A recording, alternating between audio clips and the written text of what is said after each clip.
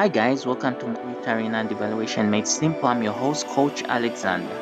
If you are here for the very first time, please do well to subscribe to this channel because I regularly post updates in relation to project management and monitoring and evaluation. Today's topic will be looking at an example of a good questionnaire. So I'm sure you are very much aware that questionnaires have been used for a very long time in research, and apparently, in my own experience, I don't know about you guys, but I've been using questionnaires even in monitoring and evaluation. So this video is for those who have been doing research, but even those who are in M&E. So let's get started, shall we? Oh, and one thing I have to tell you guys, in the description below, I have 2 free ebooks I'm giving away. All you need to do is click the link below and gain access to these 2 books. One is talking about logical framework analysis, and you've got the other one, which is the monitoring and evaluation beginner's guide for 2020. I also have a course that is being run on Udemy. I've put the link in the description. It's called Land Survey Design Monitoring and Evaluation Training. If you will enroll in this course, you can get a discount by using the coupon code that is in the description, or you can write to me. So in view of the fact that this is a long video, I have a number of timestamps that outlines where you can go to the specific part of this video that you want to gain the maximum benefit from. So instead of watching the whole video, you can just click on the timestamp and go to the section of the video which is more relevant to you. Okay? So without wasting any more time, let's get straight and get started. So what is a questionnaire? Well, the first time I heard about this word, guys, I was doing my university education, and I was actually doing a research for my thesis, okay? And I already had an idea of what a questionnaire was, but it's a whole different thing when you're actually doing the practicals. So I can even define this using my own words, but I'll give you the standard definition.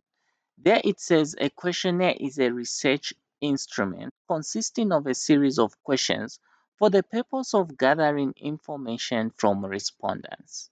Okay, so the key word that you need to understand there is that one, you've got it as a research instrument. Okay, it's a tool that has the questions that you use to collect answers to.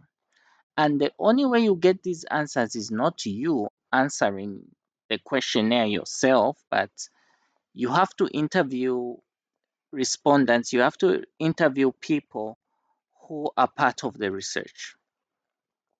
So now, a questionnaire is also used in project management, okay, through monitoring and evaluation. And this is developed because you simply want to answer the key performance indicators. And these key performance indicators are found in the strategic plan or project documents. Okay, so you always find these key performance indicators in these documents. So the whole idea is that ultimately, what we are saying is that this questionnaire is actually a data collection tool. And it's so important to have it. Whether you're doing your research or whether you're doing monitoring and evaluation, it is so important to have it, because without it, you will definitely not have the information that you need to draw conclusions. So a good questionnaire, okay, a good questionnaire, guys, must be aligned to the research issue being investigated. I know there have been many big questionnaires out there, but really, ultimately, what we are saying is that whether a questionnaire is bulky, whether it's small, it should be answering the research question. So if in your research you're trying to understand why consumers, for example, like buying McDonald's hamburgers rather than buying Big Burger, that questionnaire should ask the consumers what it is they like about McDonald's or what it is they like about Big Burger. And through that research, you can draw the conclusions. Or, for another example, if your research is trying to understand why BMWs are, are well liked more in Europe than they are liked in America, your questionnaire is going to target consumers in Europe. You're going to distribute that questionnaire, and then you're going to distribute that questionnaire in the USA. Ask them, what is it that you like about this vehicle that you don't like about this other vehicle? So, in this case, what is it that you like about BMW? The consumers in Europe will answer. And then in America, they'll also give you their response. And then you can draw conclusions from those responses. Okay. So now, a good questionnaire in monitoring and evaluation, in project management, it should be aligned to the logical framework. Okay. So I've mentioned this before. Sometimes we get so carried away. We come up with a questionnaire. Maybe we'll go on the internet, Google, get a questionnaire that has been used for a totally different thing. Get those questions, put it in your questionnaire, and just add a few relevant questions and say, no, this is the questionnaire I've developed. Please, guys, remember it doesn't really matter how big or small your questionnaire is, it should just be answering what the project is trying to solve. Okay. So, what does this mean? There is no harm in collecting additional information that will help you further understand your beneficiaries. Take, for instance, if you want to know the level of income of farmers in a certain region, you're going to ask them, what is the level of income? Okay. But you can also go a bit further and ask them, what crops do they grow? How much do you sell those crops? Okay.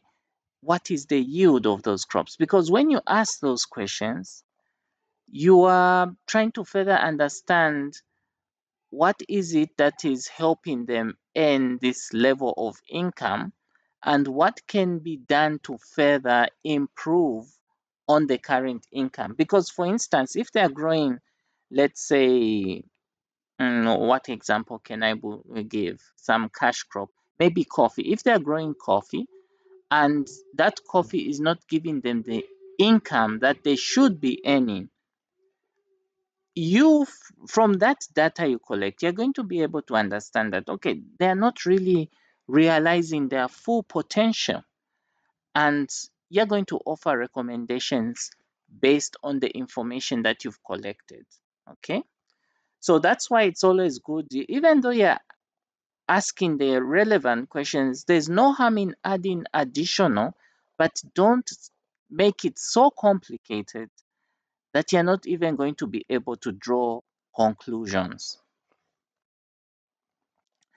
So here's an example of a questionnaire.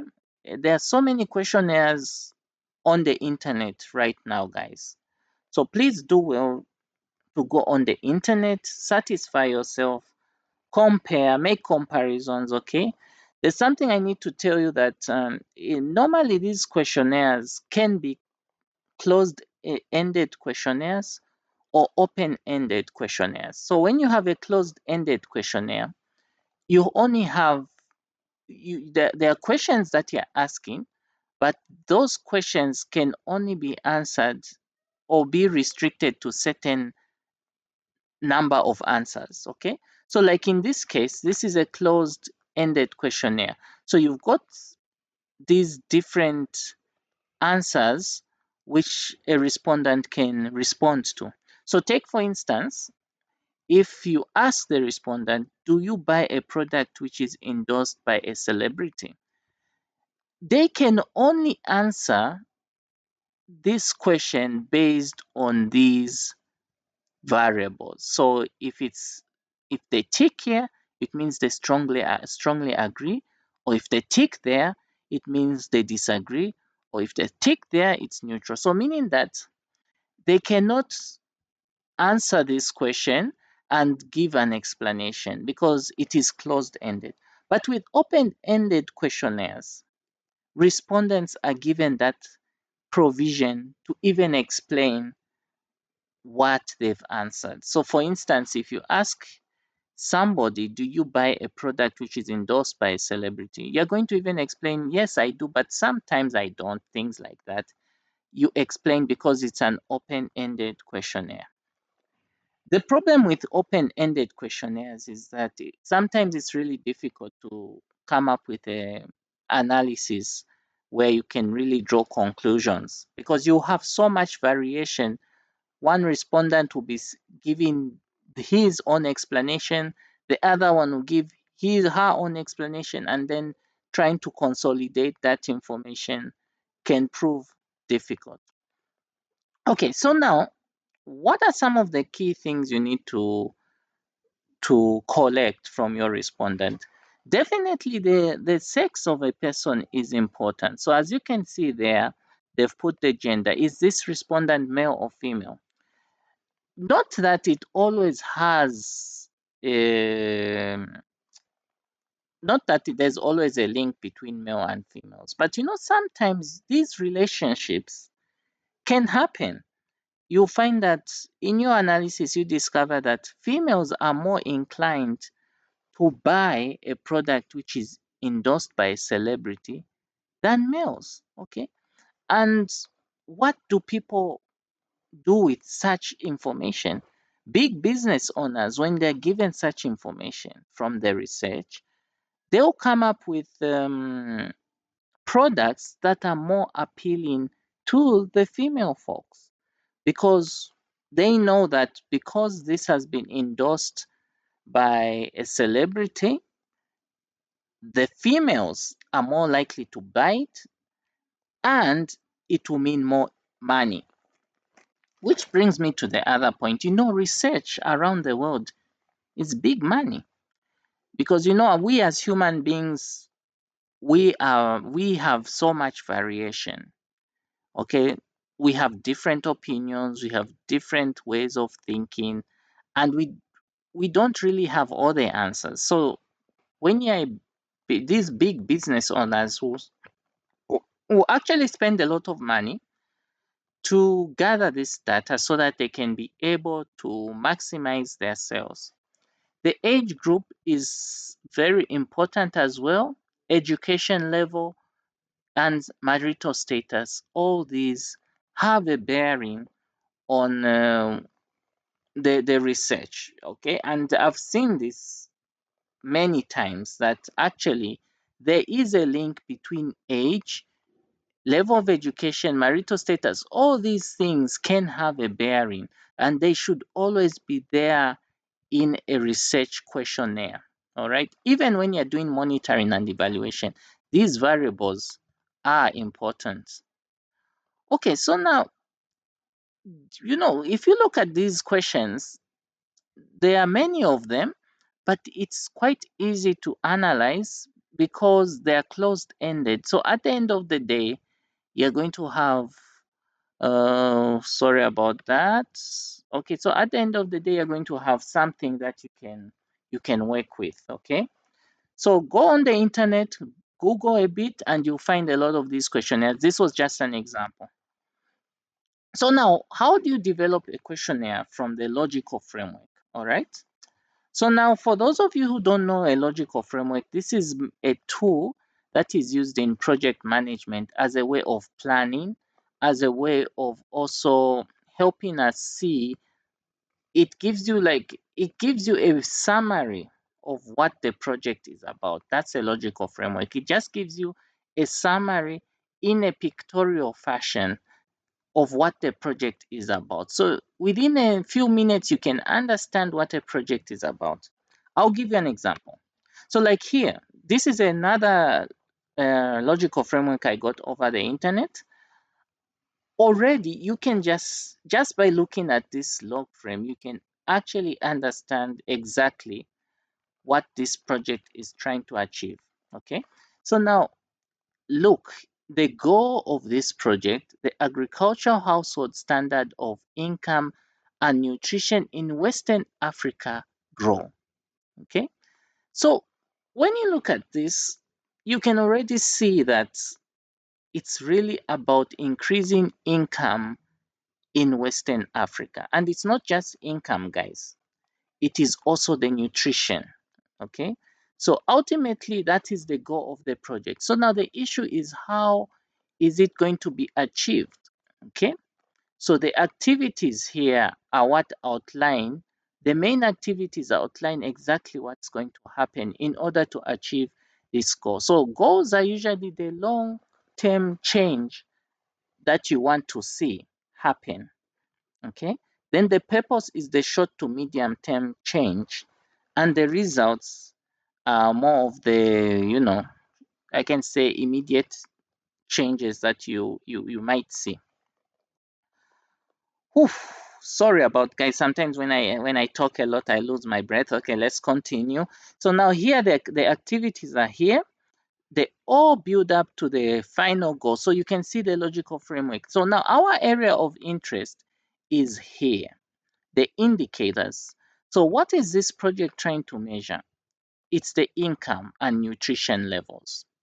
So now the indicators are, the income of agricultural households have grown by 5%. All right.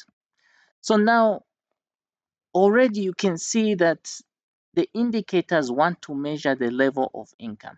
And actually, if you've noticed, these two are partially speaking to each other, not fully, because this indicator is just measuring income, but it's not actually measuring the nutrition. There should have been an indicator to measure the nutrition levels of households in Western Africa. Okay, so once you look at this, you already know that um, the project is measuring income. Okay, but now our area of interest also is that this income is derived from agricultural activities.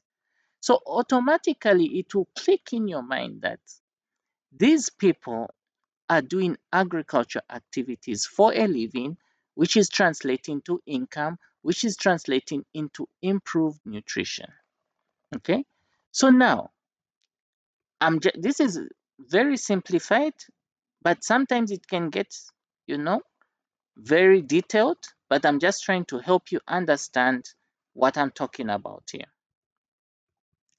So now the questionnaire you develop will be something like this. Okay, if you've seen, there's crop productivity, livestock productivity. This is something that I just developed, guys, so that you just get a summary understanding of what I'm talking about. Okay, so farmers, we know, all of us know that farmers produce crops, but farmers can also have livestock which they produce to sell, Okay, so now here, what are the things you're going to collect? So you're going to definitely, when you're administering this tool to farmers, mind you, the respondents are the farmers, are the beneficiaries of this project. Yeah, when administering this tool, you're obviously going to get, if you look down here, the farmer details are there. You're going to obviously get their name. You're obviously going to know what their male, female is, their their national ID, though it's not always necessary. You can get that as well, just for purposes of traceability, and where they stay. Okay, where they stay is also there, the address. So what you're going to do, you're going to get their crops. They're going to list down all their crops, whether it's corn they're growing, whether it's pumpkins, watermelons, coffee. They're going to give you that information here. You're going to list it down. You're going to list the hectares. You're going to list how much they grew, okay, how much was produced, how much they harvested, and then indeed how much they sold, and indeed the price. So when you get all these details, you can be able to calculate their income. Now, there's a difference between gross income and net income. So what the actual income they take home is the total income minus the cost of production, which they themselves are going to tell you. And the same thing goes with the livestock productivity. So already you can see where we are going with all this. In order to develop a questionnaire that speaks volumes, you have to make sure that it's speaking to the log frame, which I showed you in the previous slide. It can get more complicated than this, but I have just given you something simplified so that you can understand this perfectly well. So this is about what I wanted to share with you guys today. I hope you got the maximum benefit out of this. Like I said, if you want to learn more about survey design, please enroll in this course. It's at a very discounted price. Until we meet again, thank you so much. I've been your host, Coach Alexander, and see you on the other side. Bye.